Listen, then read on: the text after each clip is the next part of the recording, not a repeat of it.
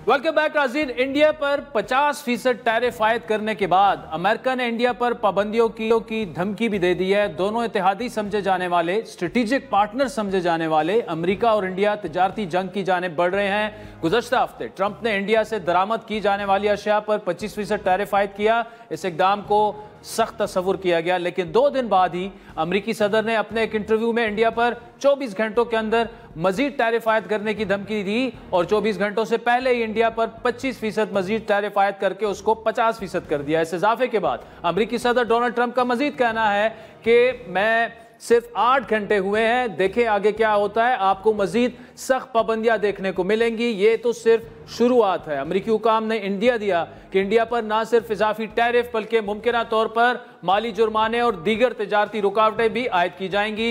India में इस फैसले के बाद माशी बेचैनी बढ़ी है। इंडिया ने अमेरिका के इस फैसले को गैर मुनसिफाना करार देते हुए इसे गैर माकूल भी कहा है कि वो अपने मफादात के तहफ़्फ़ुज़ के लिए उनके बकौल तमाम इक़दाम उठाएंगे। इंडियन वज़ारत ख़ारजा के तर्जुमान रणधीर जायसवाल के मुताबिक हम इस बारे में पहले ही वज़ाहत दे चुके हैं कि हमारी दरामदात का इन्हिसार मार्केट की बुनियादों पर होता है और यह दरामदात इंडिया के 1.4 अरब लोगों को तवानाई की ज़रूरियात को यकीनी बनाने के लिए की जाती हैं। बयान में मजीद कहा गया कि अमरीकी इक़दाम नाइंसाफ़ी पर मबनी, बिला जवाज़ और गैर मुनसिफाना है। इंडिया अपने कौमी मफादात के तहफ़्फ़ुज़ के लिए तमाम ज़रूरी इक़दाम करेगा। इंडिया अपने मफादात के तहफ़्फ़ुज़ के लिए यही सख्त इक़दाम उठा सकता है।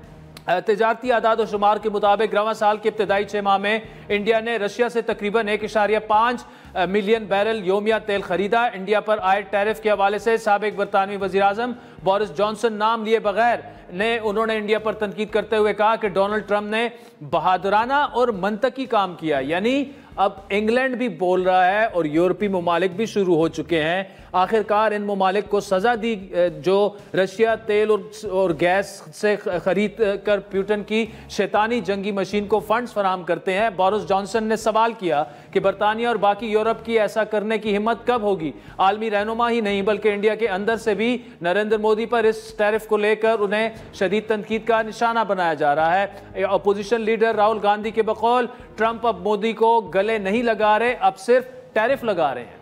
अमेरिका गए, याद है आपको, गले लगे थे, याद है? इस बार गले लगने वाली फोटो देखी आपने? देखी? कहां गायब हो गई? राष्ट्रपति ट्रंप ने ऑर्डर दिया, जिनको मोदी जी अपने मित्र कहते हैं, ऑर्डर दिया, सुनो इस बार गले नहीं लगेंगे, इस बार नए टैरिफ लगाएंगे। चूं तक नहीं निकली, आज तक गायब है।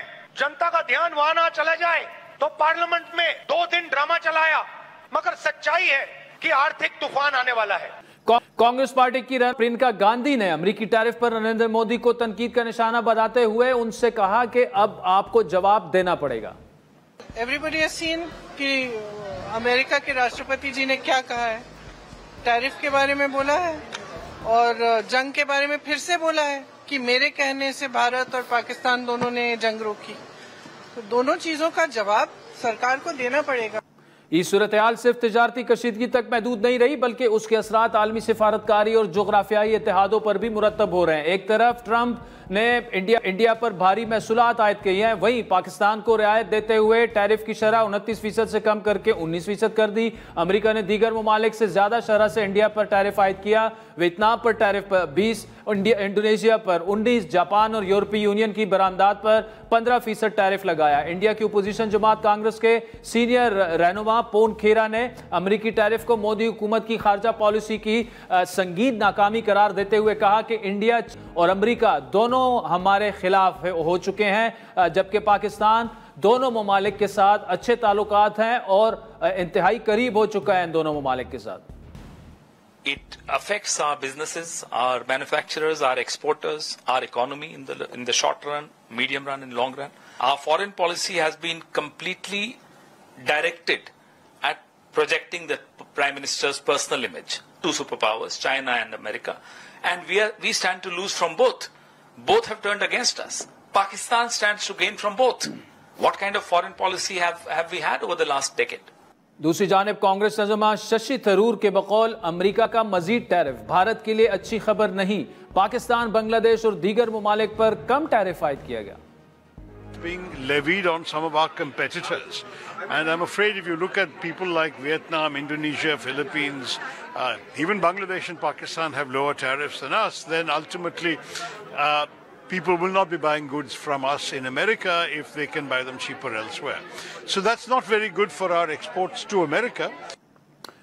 रशिया और यूक्रेन के दरमियान जारी जंग इस तमाम सूरत हाल का बुनियादी तनाजुर है। अमेरिका की कोशिश है कि रशिया को आर्मी सतह पर तनहा किया जाए और रशियन तेल की फरोख को महदूद करके उसकी जंगी मईशत को कमजोर किया जाए। लेकिन इंडिया जो दुनिया का तीसरा सबसे बड़ा दरामद कुनंदा है, ना सिर्फ रशियन ऑयल खरीद रहा है बल्कि उसकी रिफाइनिंग के बाद इस वक्त सबसे बड़ी मार्केट वो यूरोप में कैप्चर कर चुका है, मुनाफे के साथ बरामद कर रहा है। इस पर अमेरिका को सख्त एतराज़ है। अमेरिकी टैरिफ और मुमकिन पाबंदियों के खित्ते पर क्या असरात होंगे, इस पर बात करेंगे। हमारे साथ मौजूद हैं बैनुल-अक़वामी उमूर अमेरिका से उन्होंने ज्वाइन किया Uzair Yunus. Uzair, thank you so much for joining us. जो क्रक्स था वो हमने रख दिया। अब ये बताइएगा, सबसे अहम सवाल कि इंडिया तो काफ़ी अरसे से ये ऑयल जो है रशिया से इंपोर्ट कर रहा है रिफाइन करके, और रिफाइंड प्रोडक्ट्स जो हैं वो यूरोप जा रहे हैं। अचानक ट्रम्प साहब को ऐसा क्या हो गया है कि वो कोई दिन नहीं जाने दे रहे, 50% टैरिफ लगा दिया, एम्बैरेसमेंट नरेंद्र मोदी को कॉज कर रहे हैं, पॉलिटिकली वो जितने डैमेज हो चुके हैं। क्या आप इसका कैसे इहाता करेंगे, खुलासा आप कैसे इसका बयान करेंगे सब कुछ का? शाकिब, देखें, जो रूस की पाबंदियों का मसला है वो तो अमेरिकी कांग्रेस में काफ़ी हफ्तों और महीनों से डिबेट हो रहा था। लिंडजी ग्रैम सेनेटर जो रिपब्लिकन है वो इस पे कई हफ्तों से बात कर रहे थे। असल मसला ये था कि सदर ट्रम्प इलेक्शन के बाद उनकी प्रायोरिटी थी कि पुतिन के साथ बात करके सीज फायर की जाए, लेकिन पुतिन ने देखा कि वो तो यूक्रेन में आहिस्ता आहिस्ता ग्राउंड गेन कर रहा है, तो उसने सीरियसली नहीं लिया डोनाल्ड ट्रम्प की ऑफर को, और उसकी वजह से जो है डोनाल्ड ट्रम्प ने इवेंचुअली कहा कि आपके पास 10-12 दिन है, उसमें आप फैसला करें, वरना हम आपके ऊपर स्क्वीज डालेंगे।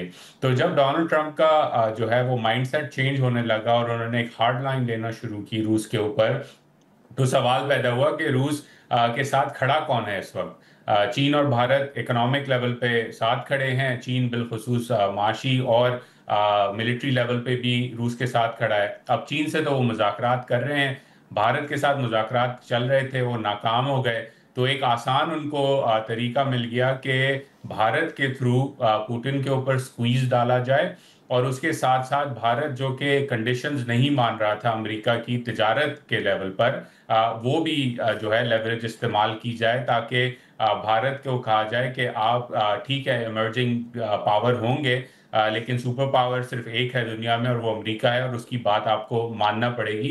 तो ये एवोल्यूशन हुआ है बेसिकली पिछले कुछ दिनों में, जिसकी जो है आप रिजल्ट जो है जिसका आप इस वक्त देख रहे हैं। उज़ैर यूनुस, बहुत शुक्रिया। नाज़रीन, ये इंटरेस्टिंग तज्ज़िया जारी है, ब्रेक के बाद आपसे दोबारा मुलाकात होती है।